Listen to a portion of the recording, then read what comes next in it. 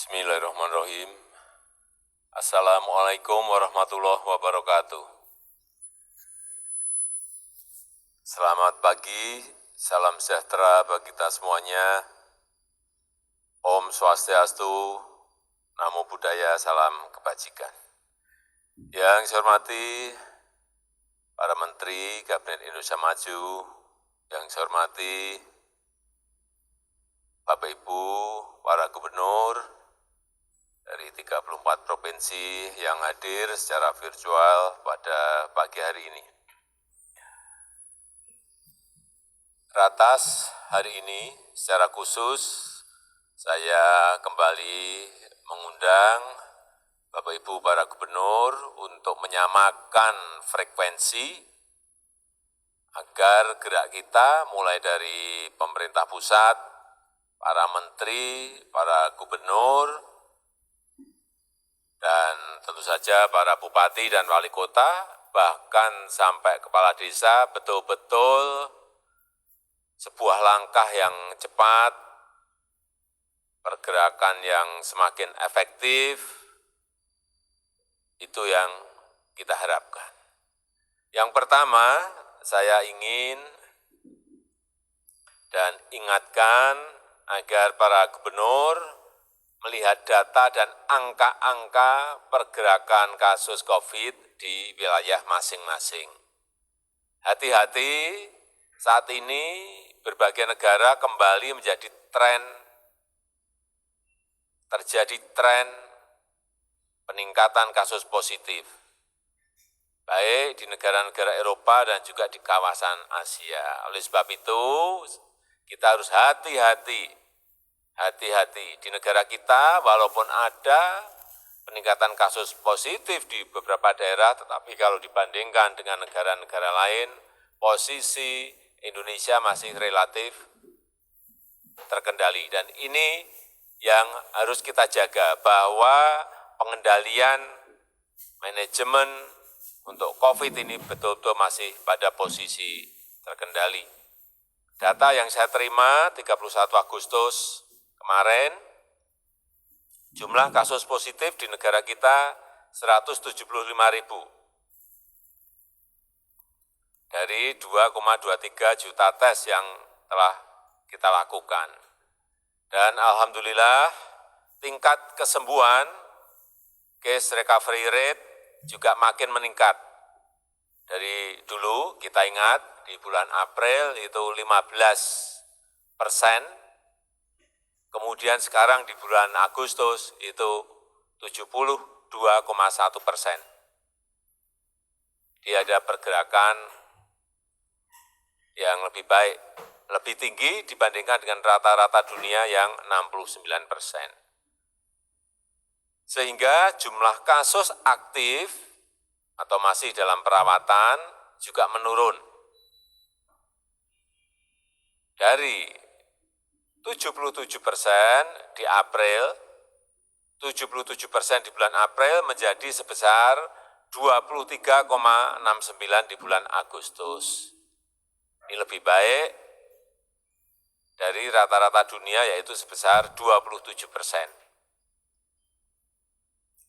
Tetapi untuk kasus meninggal, ini hati-hati, untuk case fatality rate di Indonesia meskipun mengalami penurunan dari 7,83 di bulan April menjadi 4,2 di bulan ini,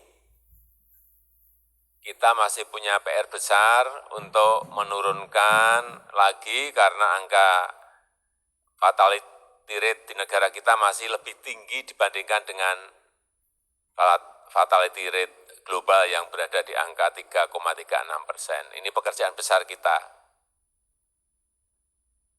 Sekali lagi, kita harus waspadai betul sehingga kita tidak kehilangan kendali dalam penanganan penyebaran COVID. Coba tadi ada, nah ini posisi kasus aktif kita, kemudian tingkat kematian kita, yang dulu untuk kasus aktif di bulan April 77% menjadi 23,7%, kemudian tingkat kematian dari 7,8 di bulan April menjadi 4,2% di bulan April.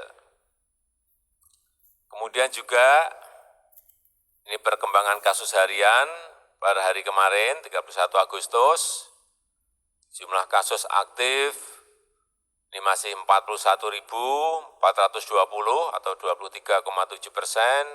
Kemudian penambahan kasus positif per hari kemarin 2.743, dan ini yang kita patut bersyukur bahwa jumlah kasus yang sembuh ini sudah 72,1% atau 125.959, dan jumlah kasus meninggal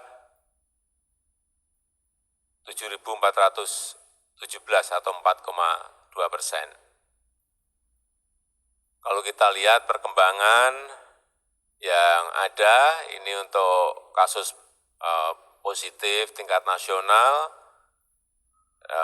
untuk persentase kematian, saya kira kita di bulan April angkanya tinggi, kemudian menurun, di bulan Agustus sudah berada pada posisi 4,27%. Ini yang harus kita upayakan terus agar persentase kematian semakin hari semakin baik. Kemudian juga persentase kesembuhan, coba kalau kita lihat di bulan Maret itu masih sangat rendah sekali, tetapi di bulan Agustus kesembuhan kita sudah mencapai 72,17%. Ini yang patut kita syukuri.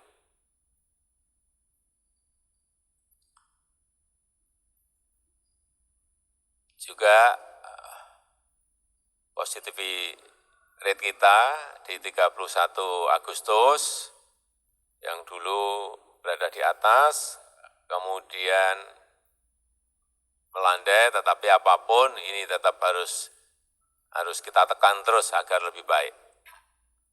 Dan ini ingin saya sampaikan mengenai perkembangan COVID di Indonesia per provinsi. Kita bandingkan untuk per hari kemarin 31 Agustus. Saya kira marilah kita lihat baik jumlah kasus, kemudian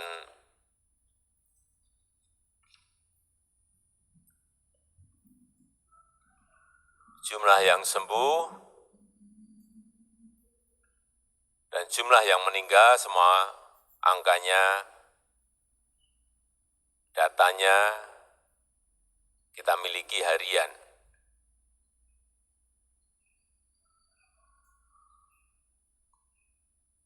Jadi hati-hati untuk yang angkanya masih tinggi, saya minta gubernur betul-betul bekerja keras dengan gugus tugas yang ada agar bisa ditekan angkanya, dan kalau ada masalah-masalah yang memang pemerintah pusat harus bantu sampaikan kepada kita di pemerintah pusat, utamanya di komite dan gugus tugas kita.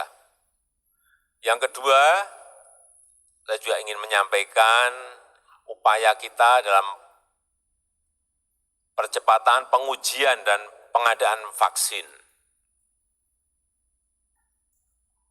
Untuk jangka pendek kita ini berebutan, berlomba-lomba dengan negara lain dalam mendapatkan akses vaksin secepat-cepatnya, dan alhamdulillah kita sudah mendapatkan komitmen 20 sampai 30 juta vaksin nanti di akhir tahun 2020. Ini sudah dalam bentuk barang jadi. Kemudian sampai akhir tahun 2021 kita juga sudah mendapatkan komitmen kira-kira 290 juta vaksin. Karena jangkanya masih sampai akhir 2021, saya minta kepada para gubernur untuk pengendalian COVID ini betul-betul tetap menjadi fokus dan konsentrasi kita, karena memang ini kita perlu memperkuat ketahanan kita, endurance kita agar sampai betul-betul pada seluruh rakyat kita vaksin semuanya. Dan pada saat yang bersamaan kita juga mengembangkan vaksin dengan strain Indonesia yang kita namakan vaksin merah putih yang dikerjakan oleh konsorsium nasional kita yang melibatkan lembaga biologi, molekuler Eijkman, kemudian perguruan tinggi, dan juga lembaga-lembaga penelitian kita.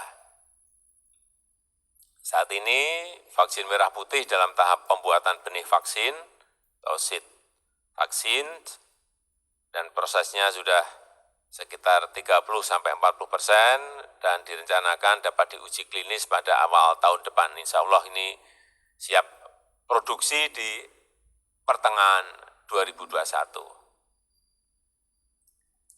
Yang ketiga, sebelum vaksinasi ini bisa dilakukan secara masif, besar-besaran dan secara efektif, saya minta sekali lagi kepada para gubernur untuk memainkan gas dan rem ini dengan seimbang dengan takaran-takaran sesuai dengan data-data yang dimiliki. Karena apabila kurva COVID ini tidak bisa kita tekan dengan cepat, apalagi angka kematian atau fatality rate-nya tidak bisa kita turunkan dengan tajam, dan angka kesembuhan tidak bisa kita tingkatkan secara drastis, maka situasi ketidakpastiannya akan terus berlanjut. Ini yang kita semuanya harus tahu, yang akan membuat masyarakat kembali diliputi rasa tidak aman. Ini yang betul-betul harus kita jaga, jangan sampai membuat masyarakat diliputi rasa tidak aman. Dan akan menyebabkan dunia usaha tidak mau bergerak, tidak bisa bergerak. Mereka selalu menyampaikan wait and see. Saya kira ini yang harus kita hindari. Akibatnya ekonomi negara kita tidak akan bisa cepat pulih. Tetapi kita juga patut bersyukur bahwa beberapa indikator yang kita lihat dalam beberapa hari kemarin, misalnya Purchasing Manager Index sudah kembali masuk ke angka 50-an, ini sudah berada pada posisi normal. Kemudian juga pajak juga mulai angkanya naik, meskipun belum pada posisi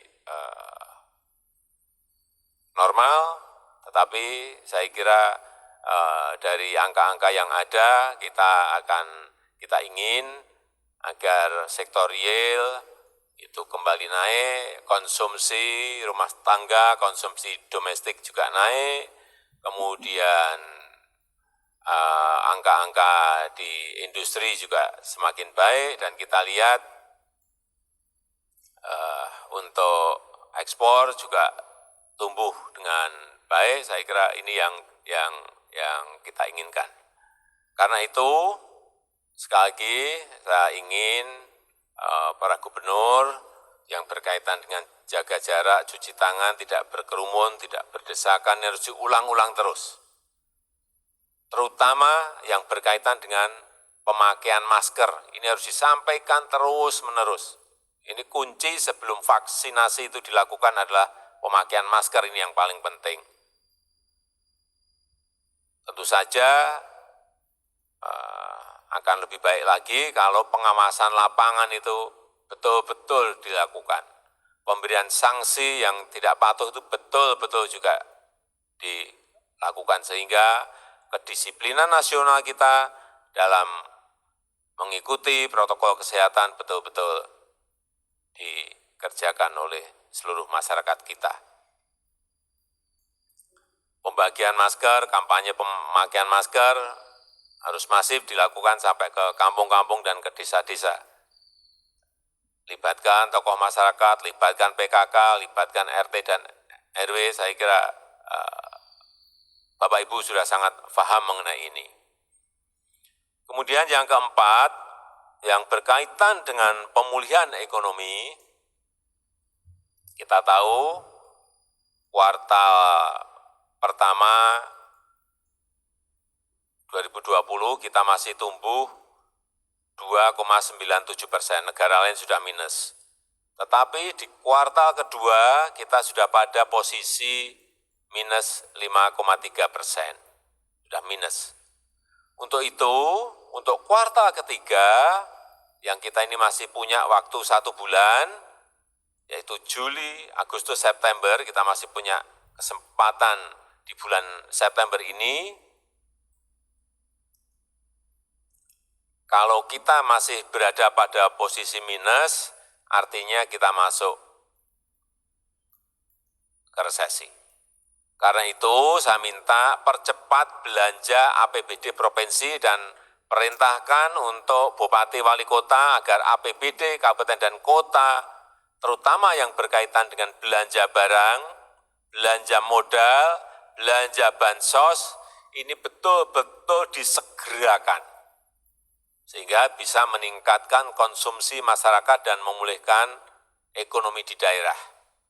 Ini dari data yang dilaporkan per 27 Agustus 2020, rata-rata nasional belanja untuk APBD provinsi ini masih di angka 44,74%.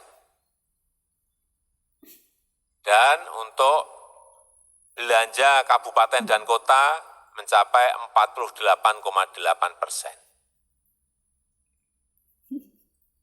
Hati-hati mengenai ini. Ini angkanya saya kira bisa kita lihat.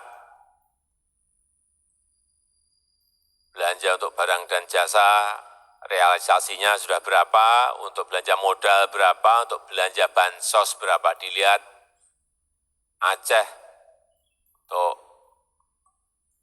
realisasi barang dan jasa sudah berapa persen, Sumut baru berapa persen, Bengkulu juga coba dilihat baru berapa persen, Sumbar sudah berada di atas 50%, 52%, saya kira angka-angka ini yang betul-betul kita cermati. DKI Jakarta untuk barang dan jasa sudah tinggi 78%,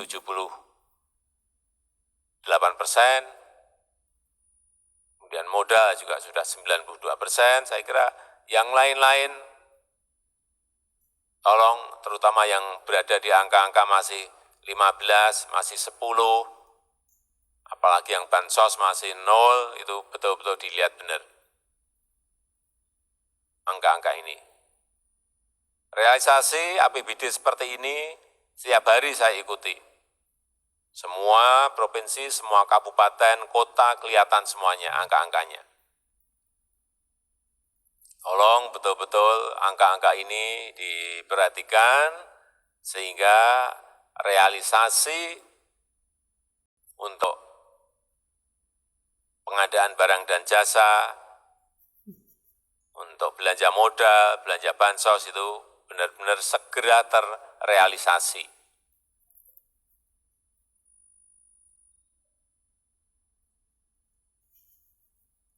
Kemudian saya juga ingin menampilkan yang berkaitan dengan pertumbuhan ekonomi di setiap provinsi. Ini provinsi yang tertinggi pertumbuhan ekonominya adalah Papua. Papua tertinggi 4,52%. Papua Barat 0,53%. Ini masih positif. Yang positif hanya memang Papua sama Papua Barat. Sulteng meskipun pada posisi baik tapi sudah minus di 0,06%. Kemudian yang karena kontraksinya terlalu besar, memang 3 provinsi yang ada di layar, yaitu Bali, berada pada posisi minus 10,98%. Ini karena memang turis, wisata itu betul-betul sangat mendominasi ekonomi di Bali, sehingga kelihatan sekali pertumbuhan ekonomi di Bali terkontraksi begitu sangat tajam. Juga di DKI Jakarta yang berada di angka minus 8,22%, dan juga DIY di minus 6,74%. Untuk yang lain-lain coba ditampilkan, nggak ada. Oh, itu yang apa? Yang 3 besar aja. Yang lain-lain ya berada pada posisi hampir seperti rata-rata nasional kita. Bapak Ibu sekalian yang saya hormati, saya rasa itu yang bisa saya sampaikan pada kesempatan yang baik ini. Dan sekali lagi, saya berharap agar terutama realisasi APBD ini segera betul-betul menjadi konsentrasi harian bagi para gubernur, untuk juga mengingatkan bupati dan wali kota yang masih berada di posisi rendah untuk realisasi baik untuk pengadaan barang dan jasa, untuk belanja modal dan belanja bansosnya. Untuk diingatkan bahwa itu sangat penting bagi pertumbuhan ekonomi daerah, bahwa itu sangat penting bagi menjaga kelangsungan daya beli dan konsumsi rumah tangga masyarakat kita. Saya rasa itu yang bisa saya sampaikan pada kesempatan yang baik ini. Terima kasih. Assalamualaikum warahmatullahi wabarakatuh.